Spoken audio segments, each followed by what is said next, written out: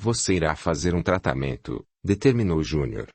O oncologista que consultou é amigo do meu sogro, e o pai de Silvia ligou para o médico, que se assustou, lembrou de você, que lhe disse não ter família. Explicou que os tratamentos não são precisos, mas deu o telefone de um colega, um renomado médico em outro país e gentilmente ligou para ele. Como disse, esse oncologista e meu sogro são muitos amigos. Estão fazendo um tratamento diferente nesse país, e esse especialista atenderá. Você decidiu por mim, Renata falou em tom carinhoso. Ela irá, não é, papai? Perguntou Júnior. Nosso pai, falou Renata, sempre deixou que decidíssemos o que fazer. Não irei. Isso é certo. Não pode agir assim, minha irmã, exclamou Júnior. Renata se levantou, sentou-se no colo do irmão, abraçou-o. Júnior chorou baixinho, Silvia também, o restante os olhava emocionado. Não sou irresponsável. Sempre cuidei do meu corpo, como nos ensina o Evangelho segundo o Espiritismo. Nada faço de exagerado, não tomo bebidas alcoólicas, não fumo, nesta existência não abusei do físico, vestimenta abençoada de minha alma. Além do tio Milton, consultei 3 médicos, o oncologista é um profissional competente e estudioso nessa área.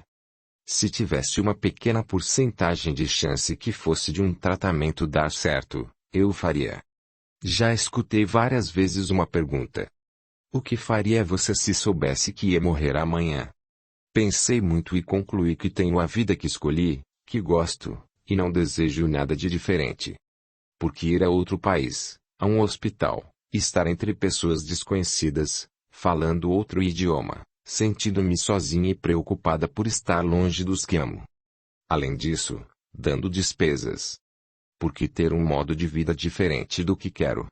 Por favor. Calaram-se. Roberto olhou para Ronaldo e, pelo olhar, indagou o filho. Não era ele quem encontrava soluções para os problemas. Concordo com você, Renata, falou Ronaldo, em gênero, grau e número. Você tem direito de fazer o que quiser. Amanhã irei ao hospital de nossa cidade, doarei sangue para você, e essa doação será feita e com tanto amor que lhe fará bem. Renan levantou a mão, este gesto era para pedir para falar, o pai afirmou com a cabeça, e o garoto perguntou. Renata está doente. É isto que entendi. É grave. Ela não quer tomar injeção. Tome injeções, sim, afirmou a irmã. É que minha doença é grave, não tem ainda tratamento eficaz. Se Ronaldo vai lhe doar sangue, o meu também é A positivo, vou ao hospital e quero doar. Talvez você não possa, disse o pai, precisamos saber qual a idade mínima para doar. Você vai sarar, Renan se emocionou. Júnior, se esse médico estrangeiro der alguma chance de cura, irei para uma consulta, se não, por favor, entenda. Está bem, irmãzinha. E você, irmãozinho, não dê trabalho à nossa maninha, disse Júnior, olhando para Renan. O garoto se levantou e se aproximou de Júnior. Irmãozinho só se for na idade. Estou quase do seu tamanho. De fato, Renan crescia muito, estava alto e forte. Renata se levantou do colo do irmão, e todos se descontraíram com a brincadeira de Júnior e Renan. No outro dia, assim que levaram Renan à escola, foram ao hospital, onde, pelo jogo de par ou ímpar, foi Ronaldo quem ganhou e doou o sangue para a irmã. Porém, foram estocadas as doações de Silvia e Júnior. Os 3 foram embora depois do almoço. Uma nova rotina na casa foi estabelecida. Foi contratada uma outra empregada, e Marcionília passou a se dedicar somente à doentinha, que não demorou para ficar indisposta, acamada e enfraquecida. Foram rareando as idas dela à casa-abrigo. Foram muitas as doações de sangue, muitas pessoas queriam doar para ela. Eram os parentes, amigos, ex-abrigados da casa onde, por anos, trabalhou como voluntária.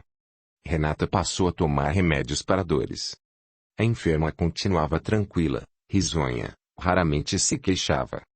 Enquanto Renata conseguia se levantar e andar, ia à sala para fazer o evangelho, depois, Roberto, Marcionile e Renan iam ao quarto dela para fazê-lo.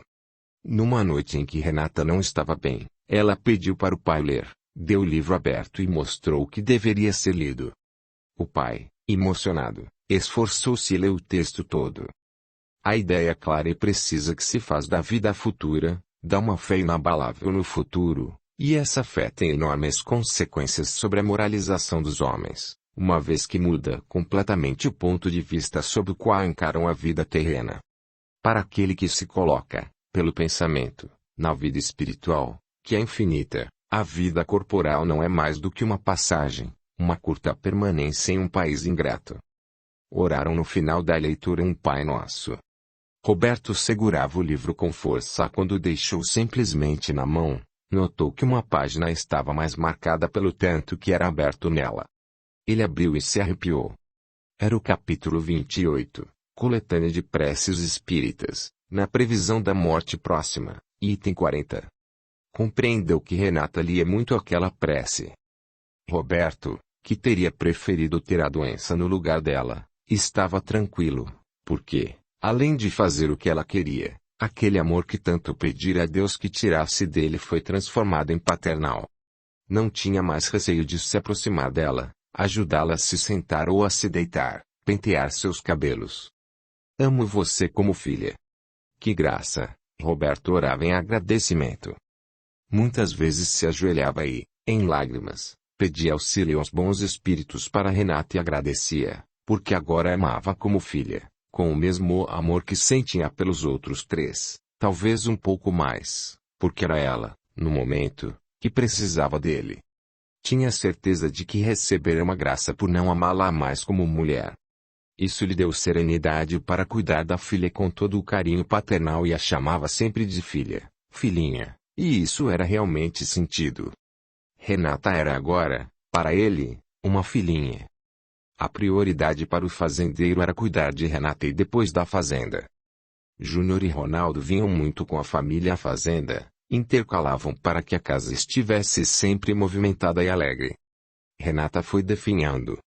Uma enfermeira foi contratada para ficar com ela à noite para Marcionilha descansar. Foi tranquila, como Renata encarou e passou pela doença, sua desencarnação às 6 horas da manhã. Parou de respirar. A enfermeira chamou Roberto. Ele olhou a filha. Parecia sorrir. Deve ter visto Sueli, pensou Roberto, a mãe deve ter vindo ajudá-la.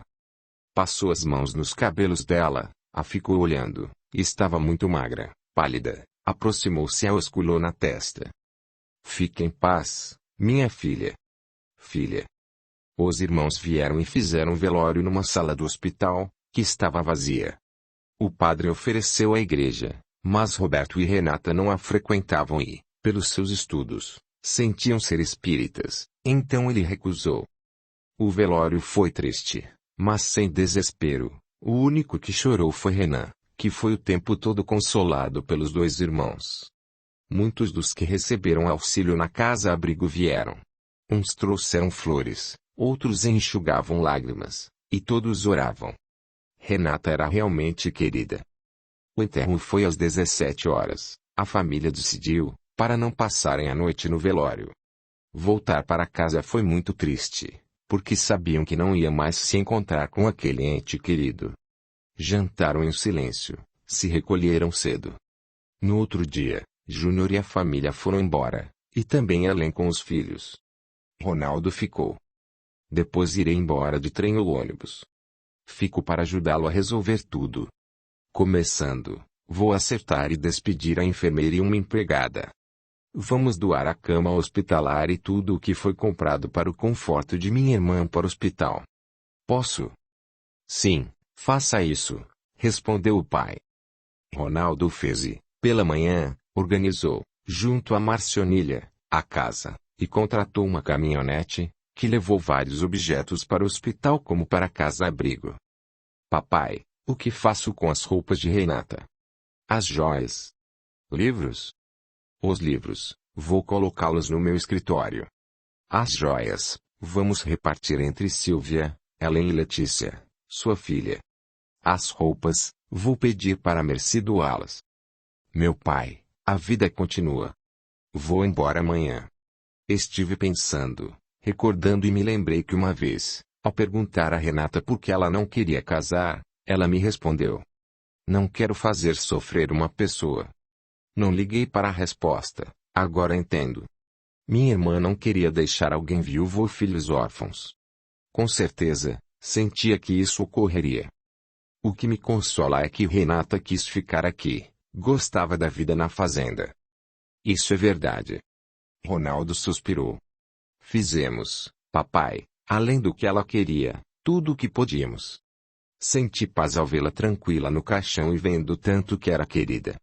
Com certeza seu trabalho era muito importante a muitas pessoas, e muitos foram gratos. Penso, papai, que orações de gratidão têm muita expressão, devem chegar ao benfeitor como luzes. Tenho certeza disso, meu filho. Ronaldo foi embora de ônibus, que era mais rápido porque as estradas agora eram asfaltadas. Prometeu voltar logo com os filhos. Roberto e Renan tentavam se adaptar a ficar sem Renata. Tomavam as refeições em silêncio. Renan se alimentava. Roberto se esforçava para fazê-lo. Para dormir, tomava um remédio que Milton lhe receitara. A casa, a vida dele, estava vazia sem a filha. No terceiro dia, Roberto resolveu que ia voltar ao seu ritmo de trabalho. Tomou seu desejo e foi ao escritório organizar o que tinha de ser feito, verificou o que tinha de pagar, comprar e aí se lembrou de Renan. Deve estar na escola. Ou não está? Foi à cozinha atrás de Marcionilha e encontrou Silmara, que informou. Merci está na horta. Sabe de Renan? Deve estar na plantação. Quando cheguei ele já tinha tomado café, respondeu Silvana. Não foi à escola. Senhor, Renan não tem ido à escola. Acho que saiu, desistiu de estudar. O quê? Roberto se assustou. Saiu da cozinha, não esperou pela resposta. Como pude não dar atenção a esse moleque? Devia ter pensado que, se não fosse forçado, não iria à escola. Vou atrás dele. Foi ao estábulo e viu que Renan saíra a cavalo. Pegou a motinho. Há tempos o fazendeiro comprara uma moto pequena para andar pela fazenda. Foi à plantação e encontrou o filho trabalhando. Pai, gritou ele ao vê-lo. Veja que beleza!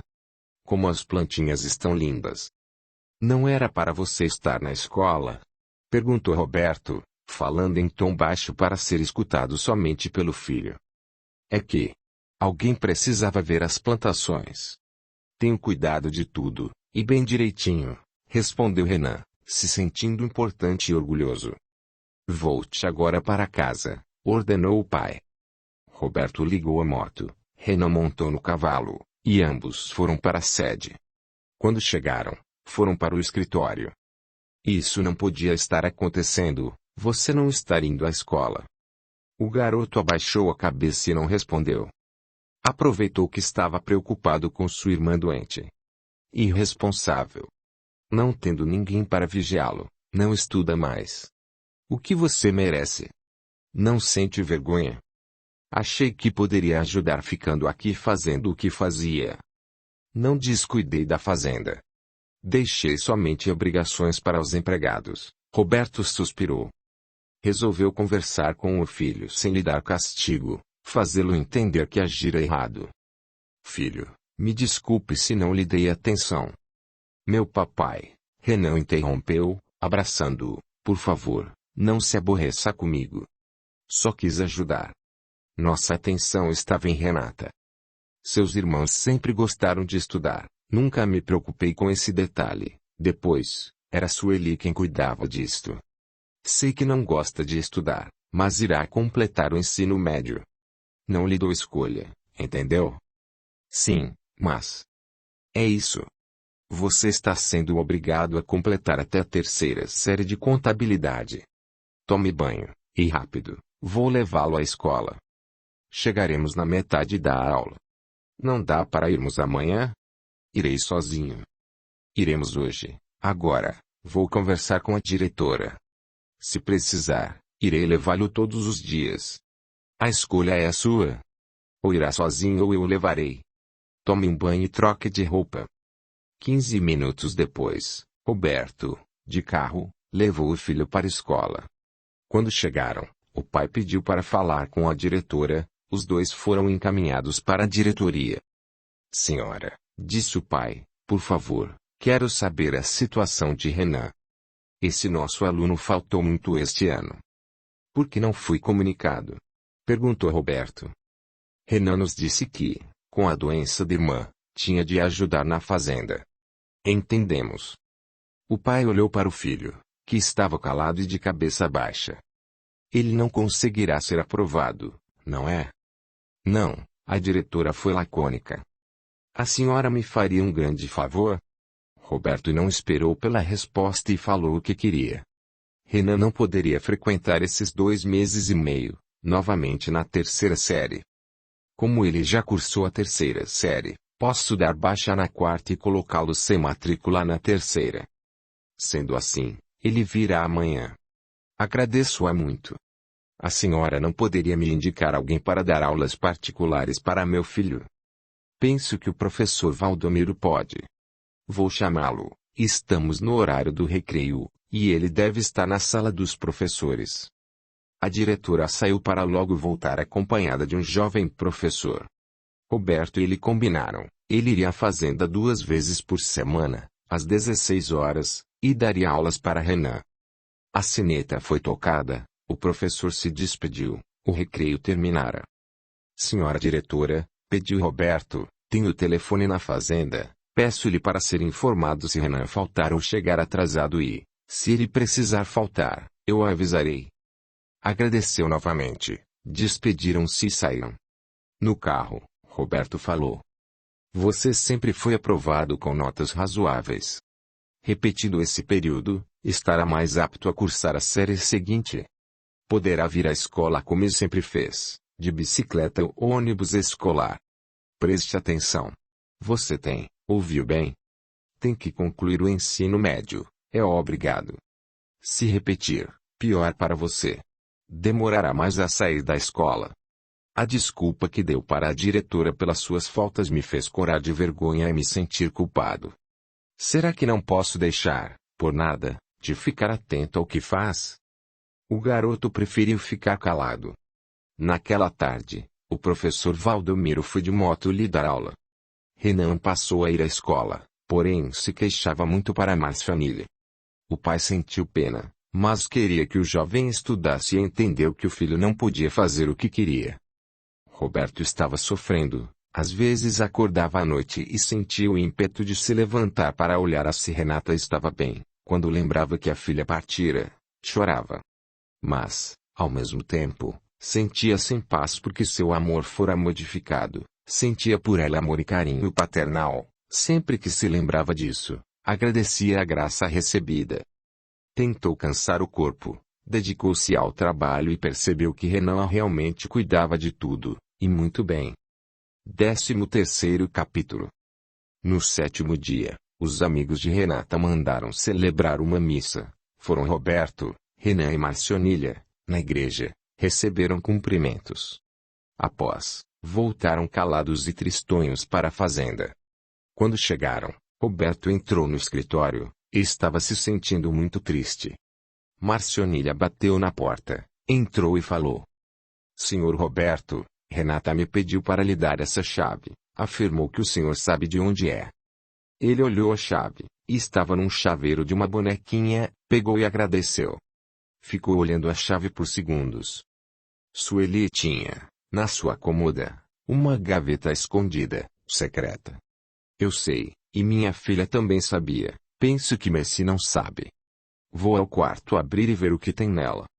Subiu as escadas devagar, entrou no quarto, olhou a pesada cômoda, abriu a primeira gaveta e, pelo fundo falso, com a chave, abriu a outra parte. Emocionado, viu 2 cadernos pequenos, não muito grossos. Pegou-os. Em cima dos cadernos, num papel pequeno, estava escrito para pai Roberto, era a letra de Renata. Fechou as gavetas, saiu do quarto, desceu, colocou os cadernos na sua escrivaninha e esperou pelo jantar. Quando terminou a refeição e, como era dia de ler o Evangelho, reuniram-se os 3, pai, filho e mais família. Foi Renan convidado para ler. Após a leitura, oraram. O dono da casa, com a desculpa de que tinha de verificar um orçamento, foi para o escritório. Os cadernos, nas capas, estavam numerados 1 e 2. Pegou o primeiro. Foi lendo e parou muitas vezes para chorar, leu depressa e, assim que terminou, leu o segundo caderno. Ficou até de madrugada os lendo. Sentiu cansaço, tontura, deitou-se e dormiu por 2 horas. O despertador, que raramente tocava, pois sempre acordava antes, o despertou. Levantou-se. Naquele dia fez somente o necessário e voltou para o escritório, pegou o primeiro caderno e, desta vez, leu bem devagar, parando, chorando e entendendo. No primeiro caderno, havia textos em que Renata escreveu o que ocorria com ela e, por meio da psicografia, Sueli lhe dava recados, contava coisas. Com muito respeito e amor, Roberto leu. Audiolivro realizado pelo canal Surya Chand Audiobook. Tenho sentido mamãe perto de mim. Quando escutei Cacilda falando que via unhas vermelhas, fiquei pensando no porquê de mamãe estar por aqui. Estaria vagando. Não sabia que morrera. Quando Roberto expulsou Cacilda, compreendi que mamãe queria afastá-la do nosso lar por ser desonesta. Foi quando voltei a morar aqui que passei a sentir mais mamãe ao meu lado. Um dia, estando sozinha, senti muita vontade de escrever. Peguei na caneta e vejo que saiu na página 30. Para você que está lendo, vou explicar. Numerei as páginas do caderno. Nas primeiras numerações, sou eu que escrevo, depois da página 30, é psicografia, mamãe Sueli que me dita ou pega na minha mão para escrever. Para ir e voltar na leitura uso os sinais e... Roberto verificou que a filha realmente numerara as páginas. Foi a página indicada e lá, com a caligrafia um pouco modificada, Renata escreveu. Sou Sueli, sua mãe. Filha, tenho permissão para vir visitá-los. E é maravilhoso você me sentir e eu poder, pela escrita, passar mensagens a você. Estude os livros que Milton deu a vocês, entenderá como isso é possível. As mensagens também estavam numeradas ou marcadas por datas. Roberto voltou ao começo e leu o que Renata anotara. Escrever o que minha mãe dita é maravilhoso. Estou lendo e estudando o livro dos médiuns, de Allan Kardec, e compreendi que é possível ter esse intercâmbio. Recebi a mensagem número 2.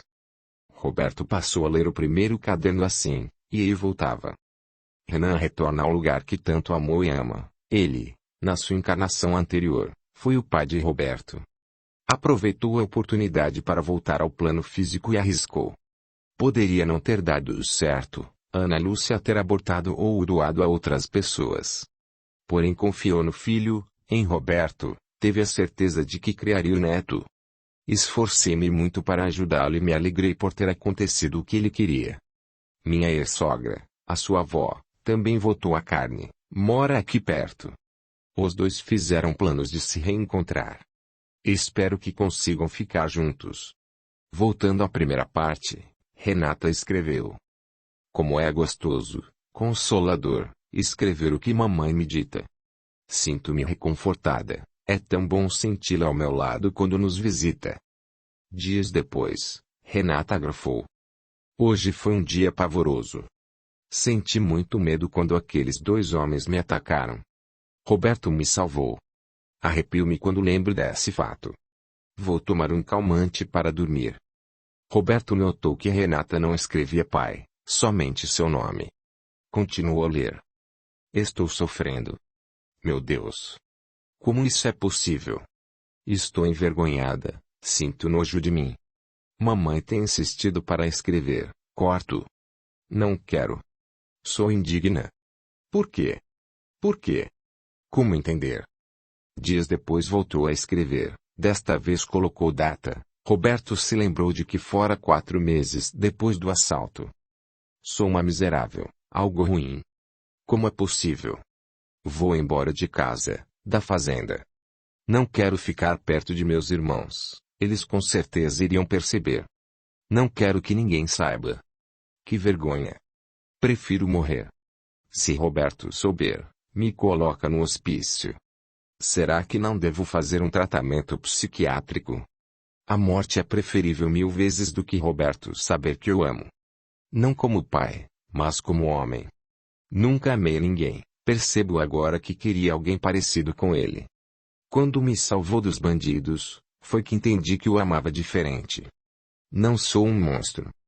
Outro dia decidi e falei com Roberto, que concordou como sempre faz com nossas decisões, e estranhou somente eu não querer ficar perto dos meus irmãos. Vou embora logo. Mamãe insistia em escrever, não sou digna. Não consigo segurar minha mão, somente desta vez farei uma psicografia. Na mensagem, na segunda parte do caderno, com letra muito irregular, ela psicografou. Minha filha, por favor, não se sinta assim. Você é um ser maravilhoso. Não é suja. Peça a Merci para lhe contar o meu segredo. Por favor, diga que sonhou comigo e que eu pedi para ela lhe contar. Voltando. Ao ver Merci se arrumando para ir à casa de Ciana, disse que ia junto. Fomos cada uma carregando uma cesta. No caminho, eu disse a ela: Merci, sonhei com mamãe, e ela me disse que era para lhe pedir que me contasse o segredo dela.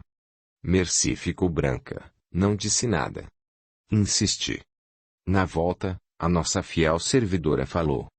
Acho que queria pensar. Na casa de Ciana, a velha senhora pediu para Merci ver uma planta no quintal. Penso que ela queria ficar a sós comigo e me disse: Você terá uma escolha importante para fazer. Resolvemos melhor nossas dificuldades não aumentando as do próximo. Quando Merci voltou do quintal, Ciana se dirigiu a ela. Merci, quando juremos guardar segredo, só podemos revelá-lo se quem nos fez prometer nos livrar do juramento.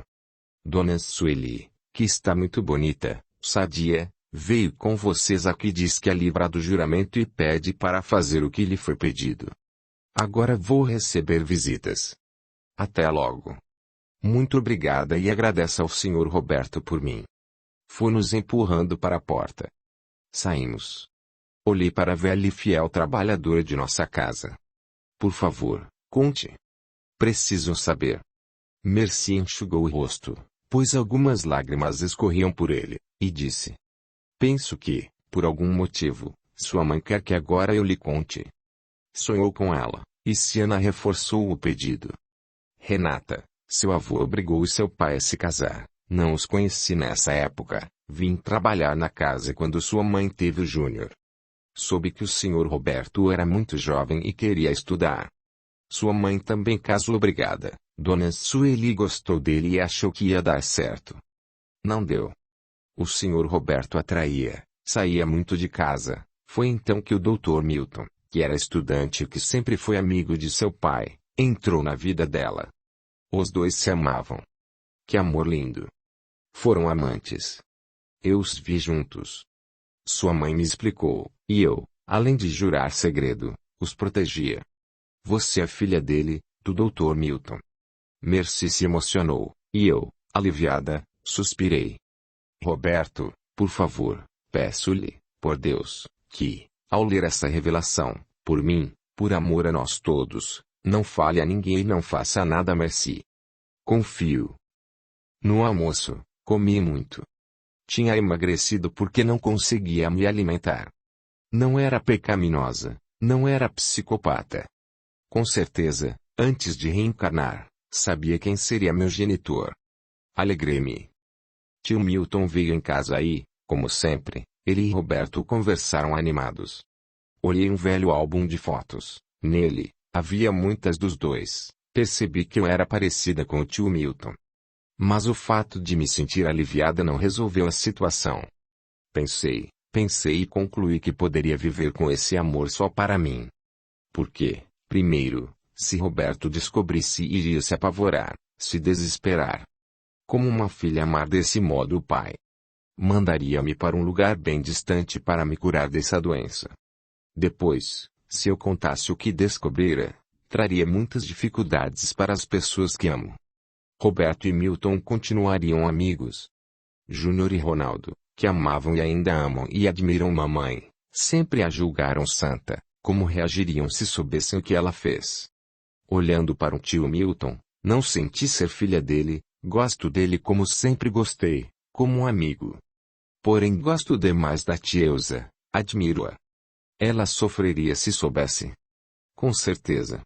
Decidi evitar ficar a sós com a Roberto.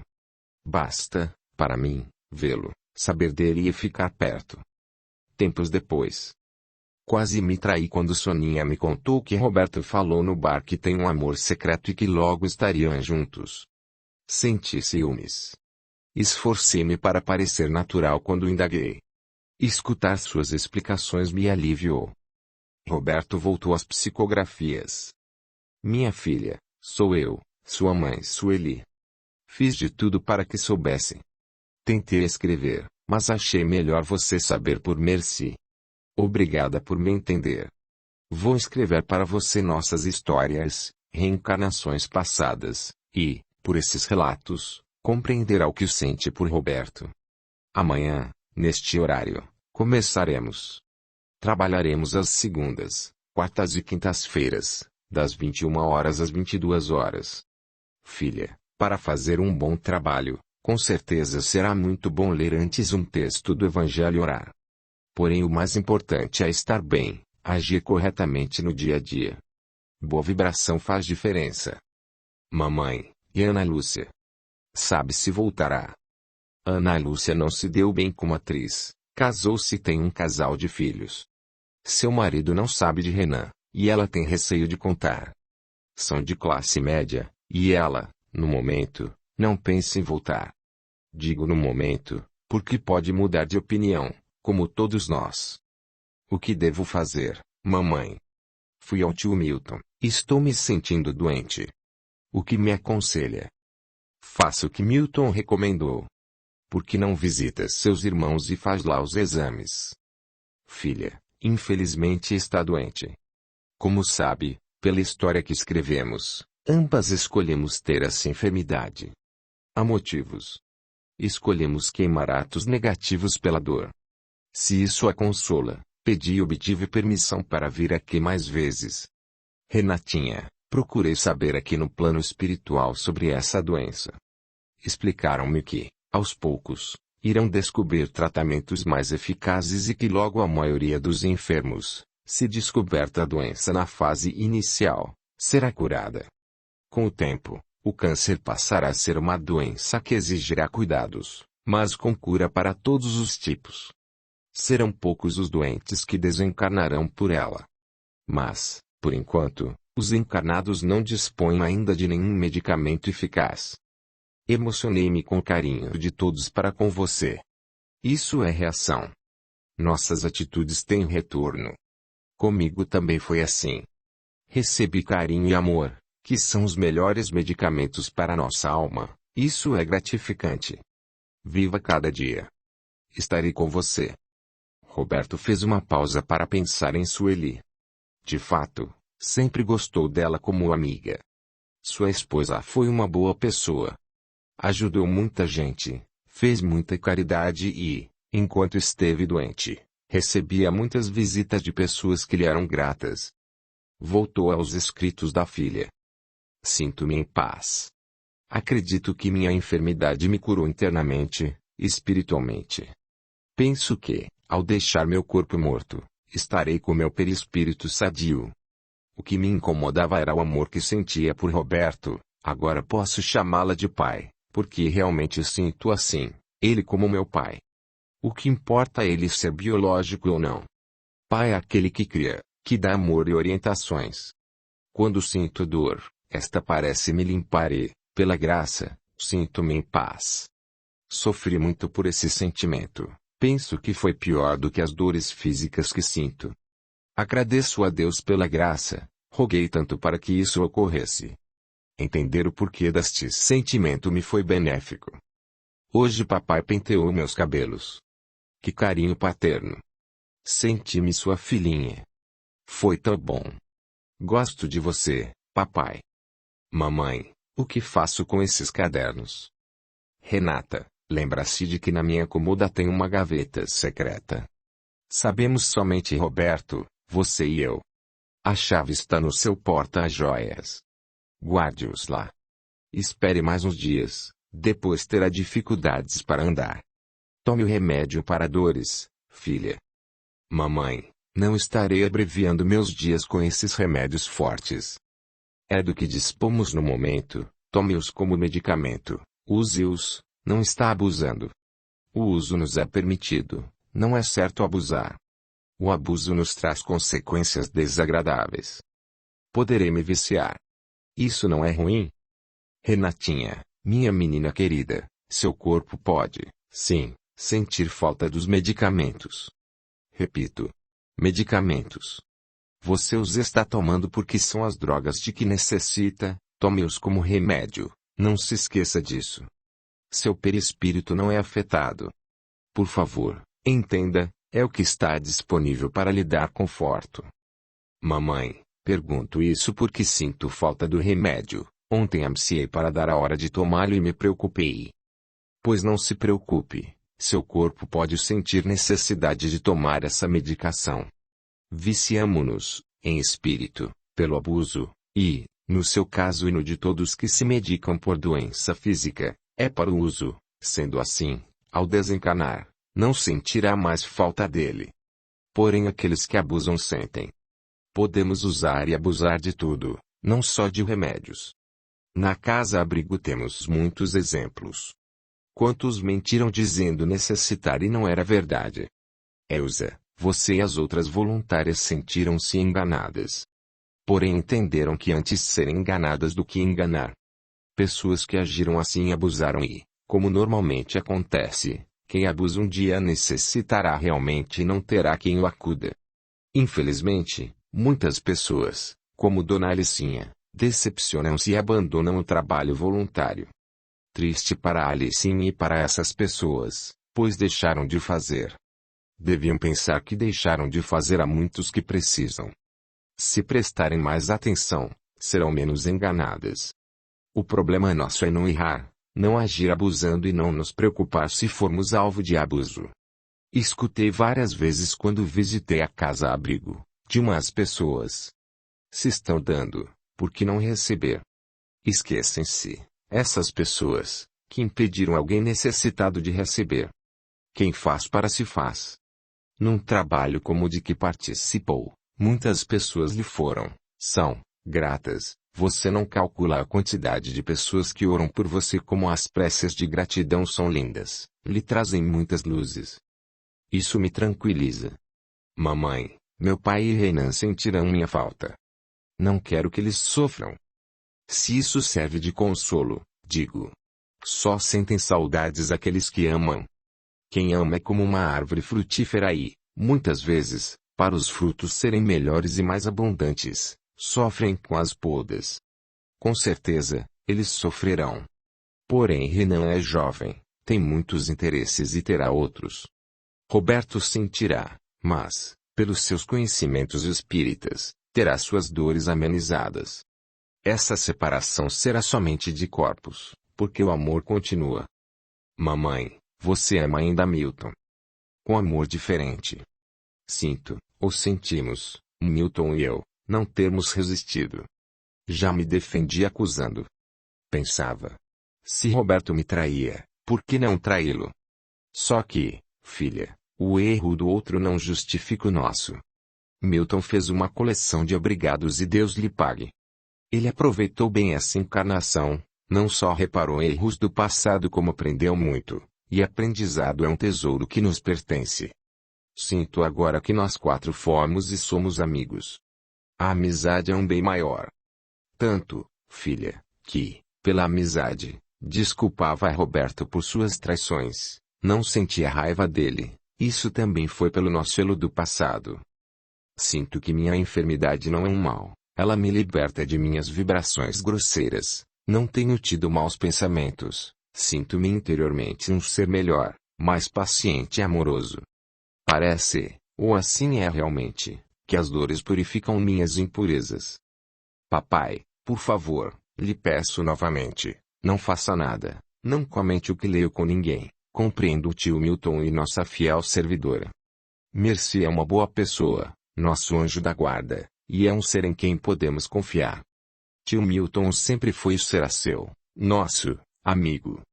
Como não entender aqueles que amam? Procure compreender. Não me julgue pior do que sou. Sofri tanto por esse amor que Deus teve piedade de mim e o modificou. Agradeço por guardar esse segredo e também por ter cuidado tão bem de mim. Depois de ler esses cadernos, queime-os. Além de você, não quero que ninguém mais os leia. Filha, penso que já é hora de guardar estes cadernos. Vou sentir falta de conversar com você. Podemos fazê-lo por pensamento. Vamos tentar. Maravilha, consegui. Vou levantar. Aproveito que Mercy não está no quarto, pego a chave, vou ao seu antigo aposento e os guardo. Depois darei a chave a ela com a recomendação de dar ao papai depois do 7º dia. Às vezes, mamãe, sinto medo da morte. Penso que por muitas reencarnações fomos condicionados a temê-la. Temos o instinto de sobrevivência, porém esquecemos que sobrevivemos. Amar o plano em que estamos é o certo. Afirma você que viver no plano espiritual é mais fácil. Isso para os que merecem ir para um posto de socorro ou uma colônia. Estar bem com nós mesmos é estar no céu. Não esqueça que a amo, e muito. Estarei com você, poderei desligá-la, receber seu espírito quando seu corpo físico parar suas funções. Amo. Amo. Adeus, cadernos. Vou guardá-los. Não tinha mais nada escrito. O que Roberto achou interessante era que, nesse primeiro caderno, nenhuma das duas fez comentários sobre o segundo caderno.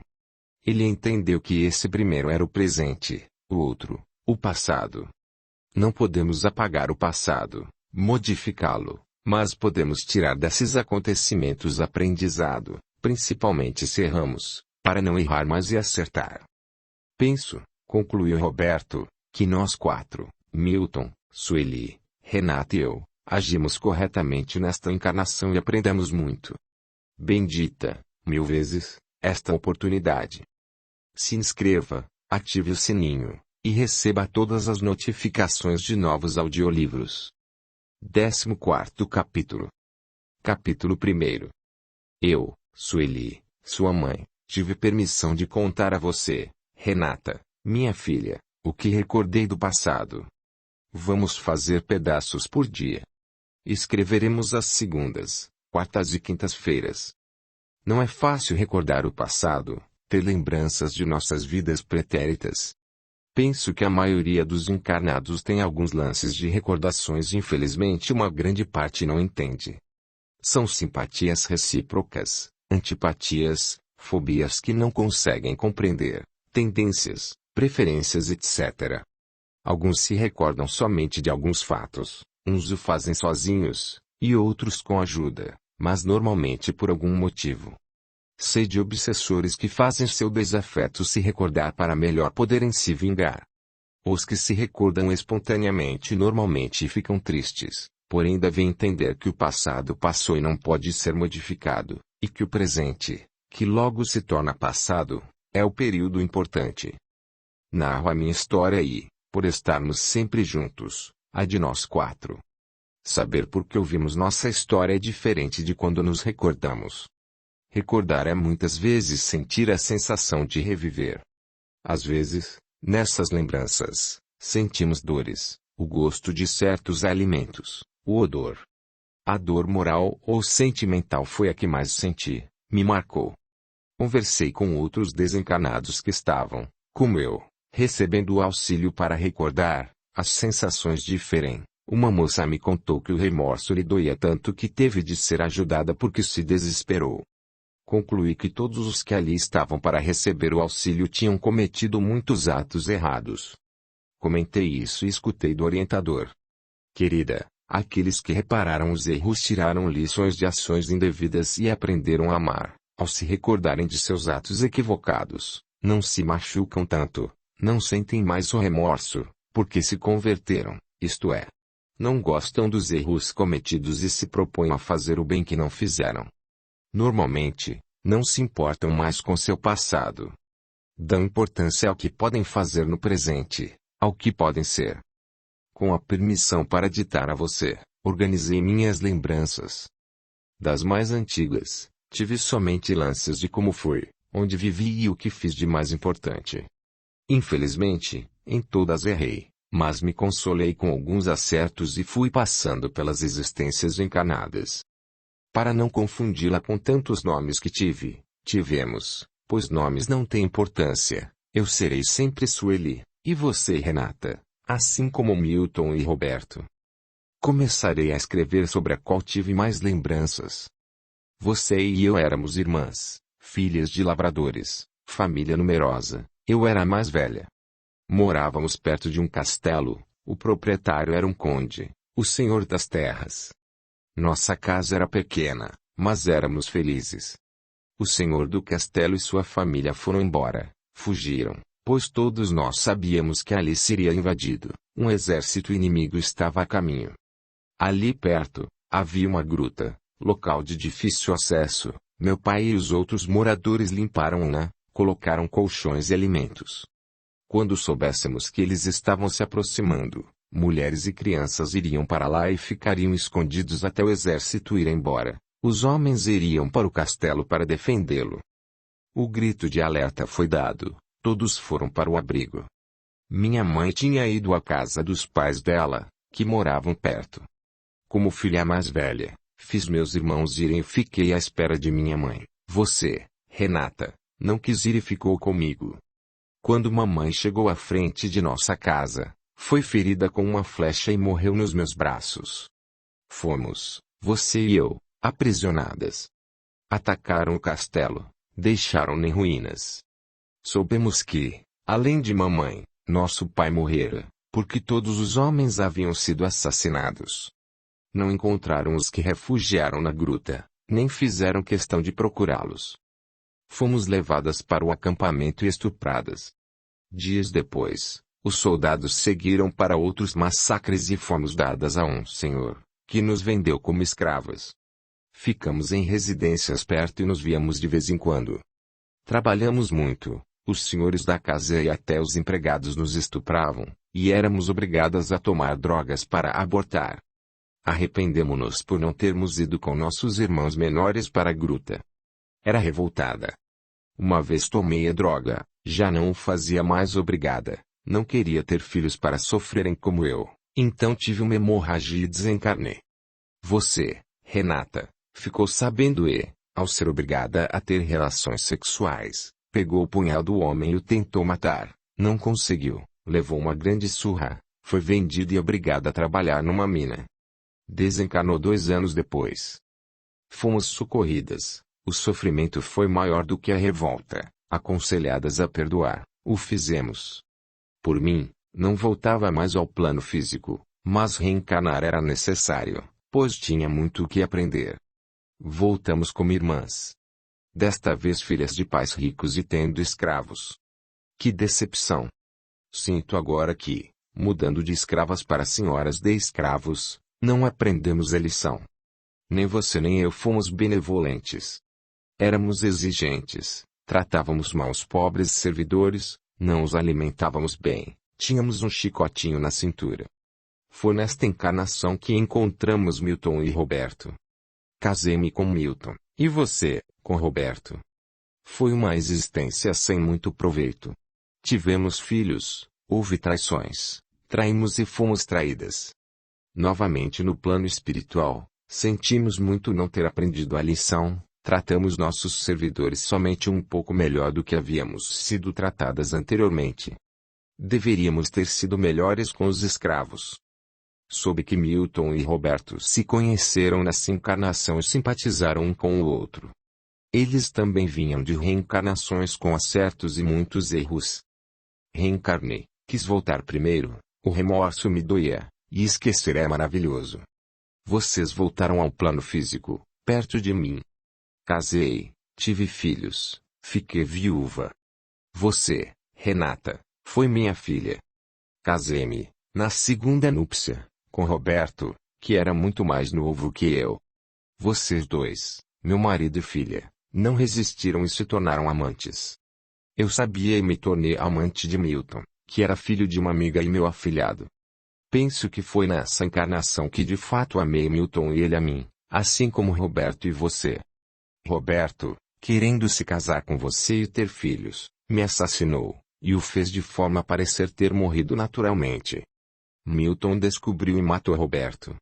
Ele foi preso e desencarnou anos depois. Sofreu muito na prisão. Você ficou sozinha. Sofremos no plano espiritual, sentimos pelos erros que cometemos, prometemos agir corretamente e reencarnamos. Voltamos como irmãos, filhos de um casal pobre e tínhamos mais 8 irmãos.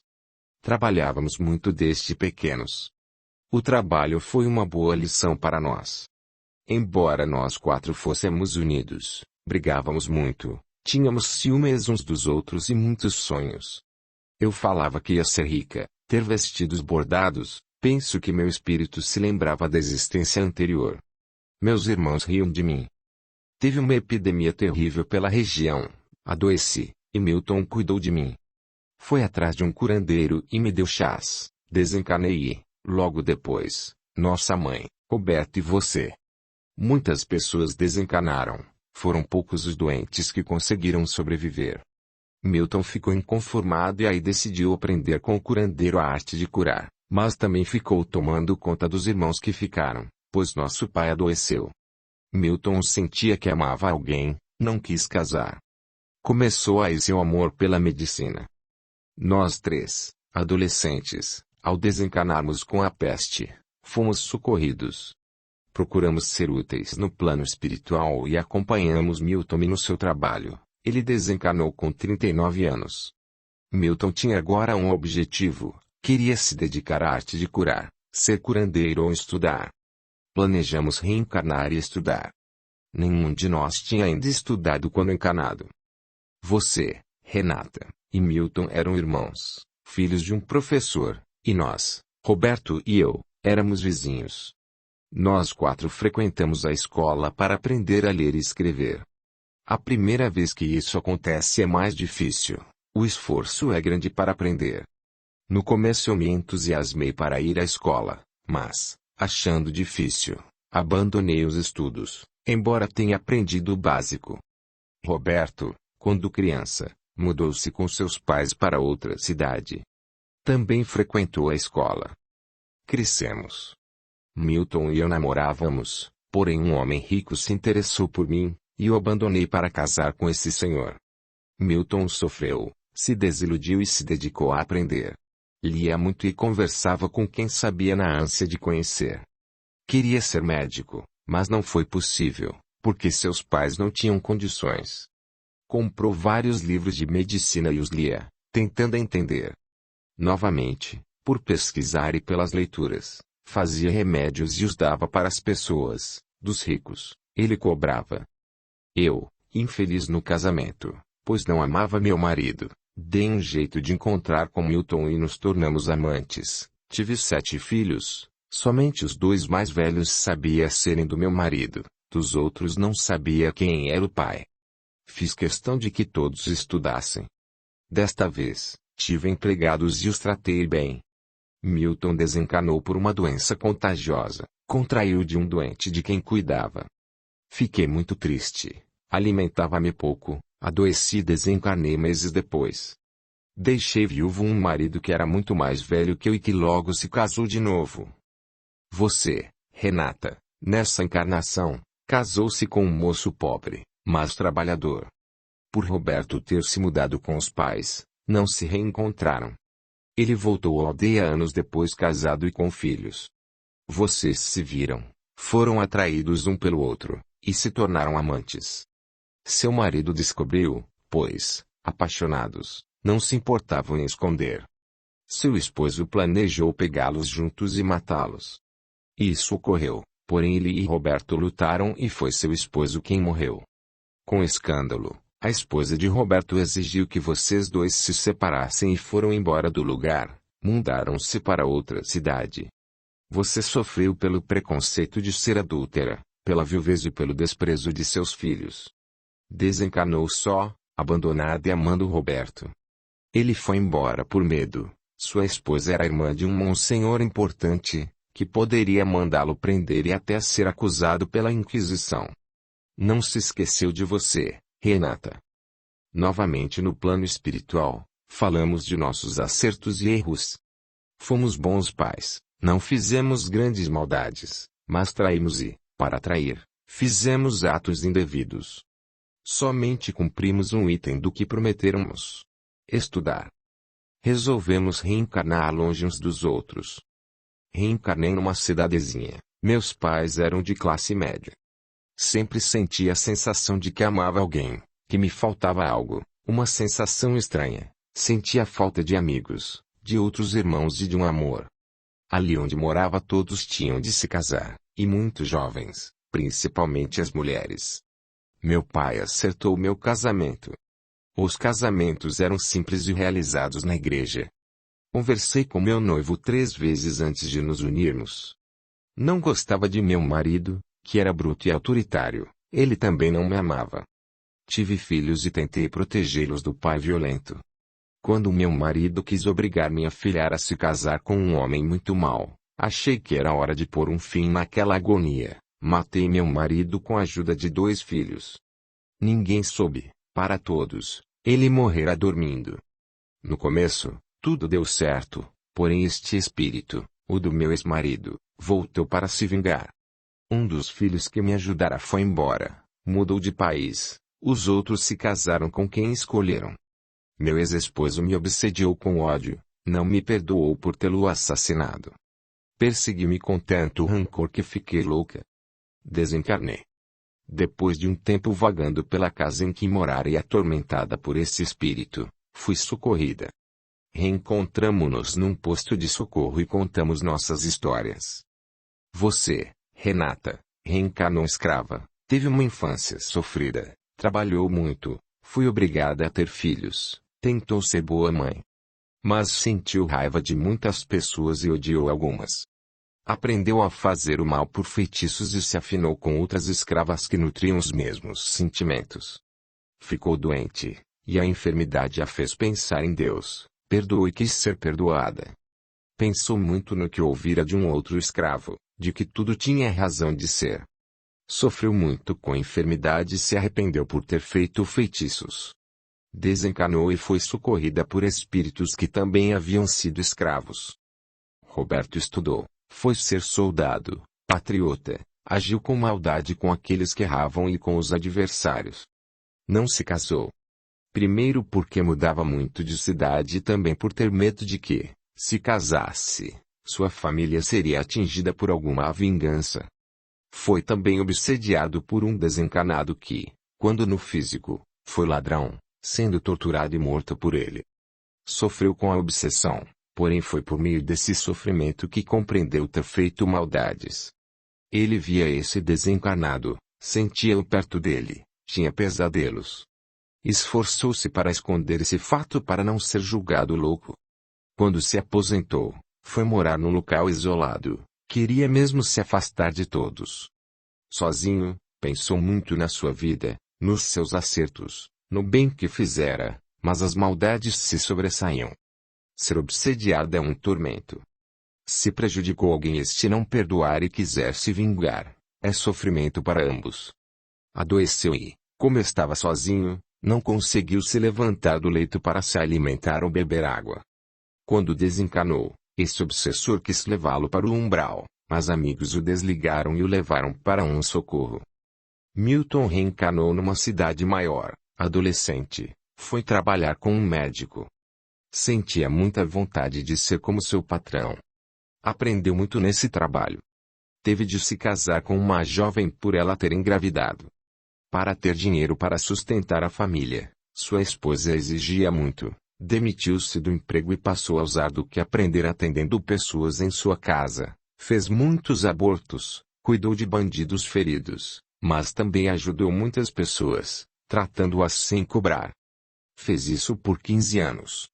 Muitas pessoas diziam que ele era feiticeiro, mas Milton nunca fez magias. Usava somente dos conhecimentos que aprendera com o médico com quem trabalhara.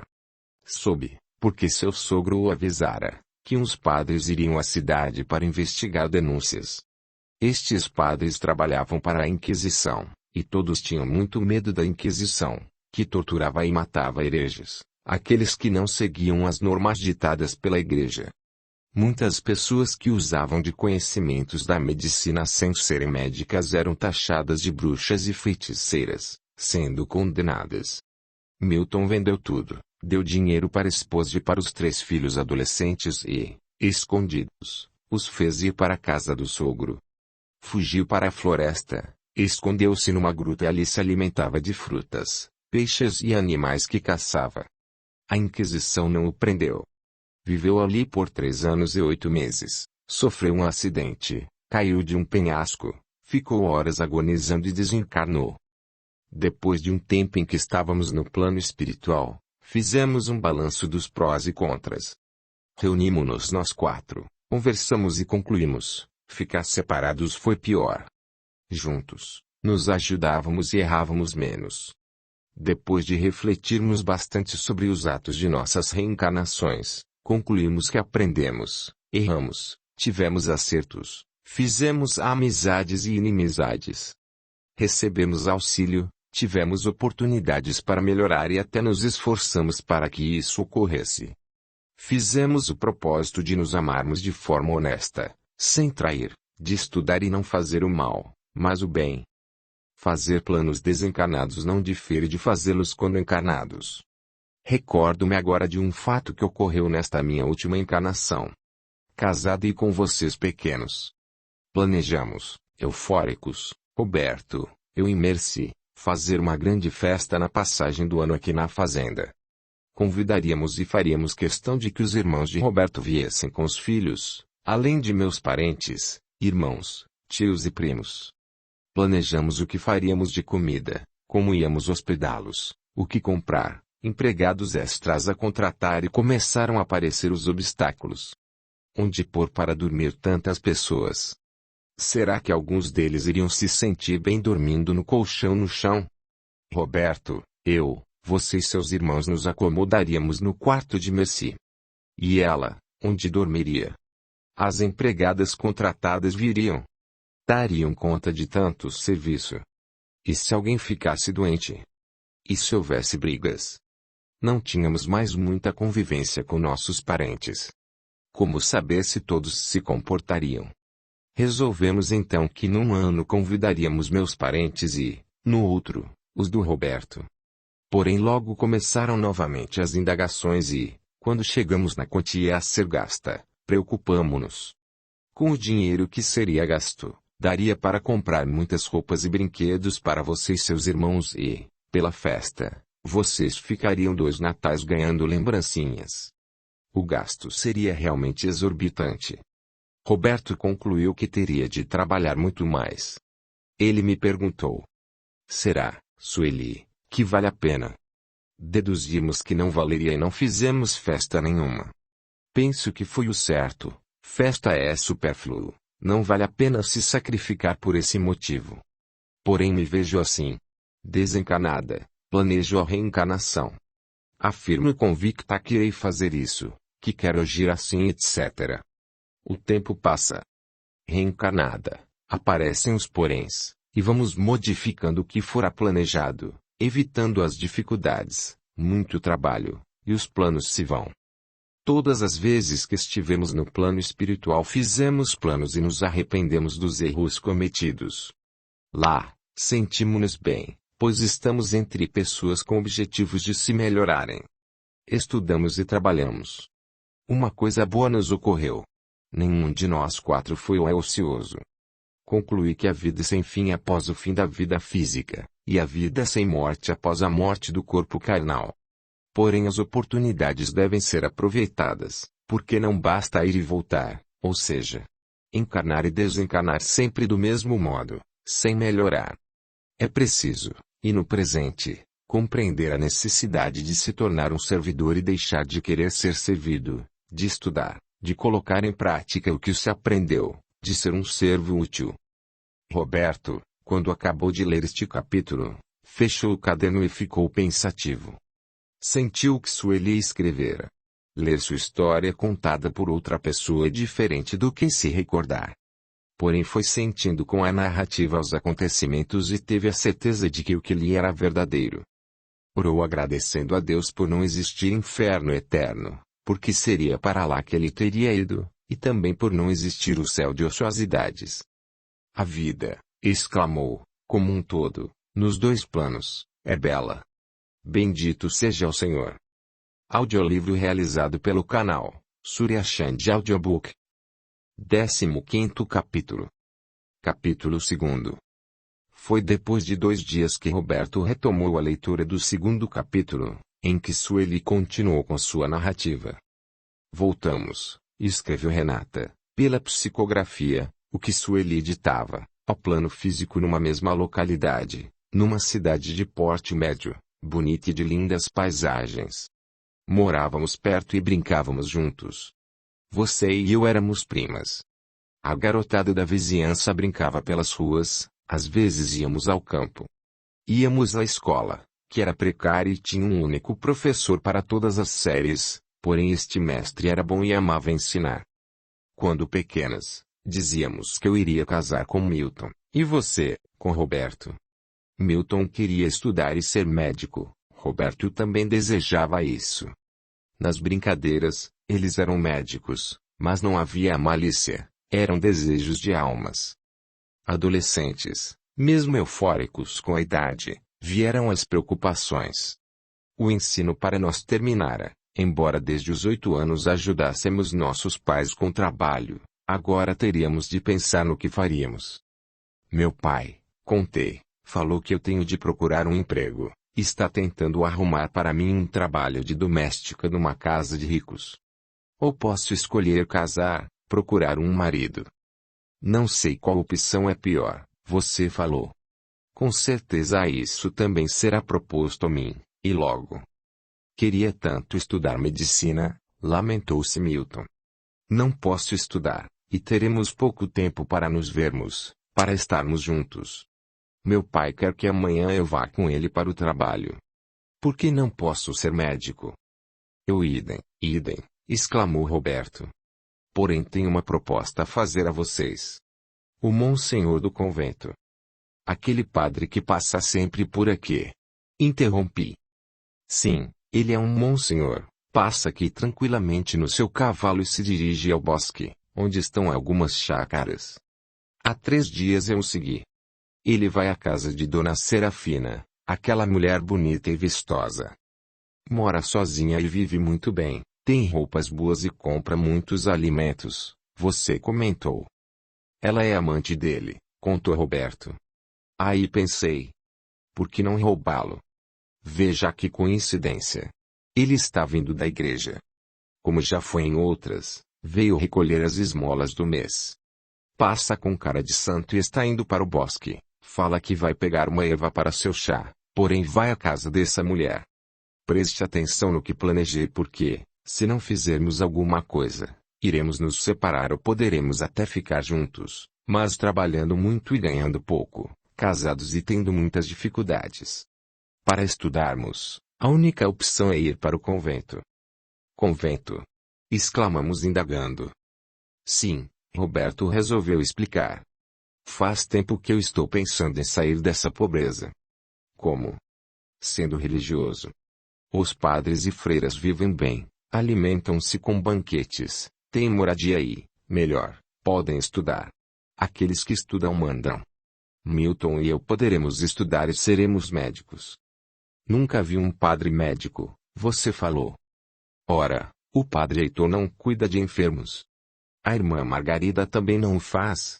Perguntou Roberto. Sim, eles cuidam de doentes como outros religiosos, você concordou. Vou falar logo o que pensei, e não mais me interrompam. Roberto estava decidido. Vamos caminhar ligeiro rumo à casa da Dona Serafina. Ao chegarmos perto, vamos nos esconder. Renata e eu, ela por ser menor e magra, iremos espiar a casa e com certeza encontraremos alguma janela aberta. Hoje está fazendo muito calor. Renata entra na casa pulando a janela, pega a bolsa do monsenhor, abre, pega o dinheiro, coloca nesta sacola, sai da casa e vamos nos esconder na ladeira, Quando acharmos que o Monsenhor foi embora, voltaremos. Com esse dinheiro, iremos pagar nossa entrada no convento. Andem. Temos de ir logo. Seguimos Roberto sem ao menos entender todo o plano e não tivemos tempo de pensar que algo poderia dar errado. Mas não deu. Com muito cuidado, chegamos perto da casa e vimos o cavalo amarrado. Primeiro observamos o animal, não vimos a bolsa no arreio, rodeamos a casa e vimos uma janela aberta. Estava encostada, era da cozinha. Milton e eu nos escondemos atrás de uma árvore. Roberto ajudou você a pular a janela.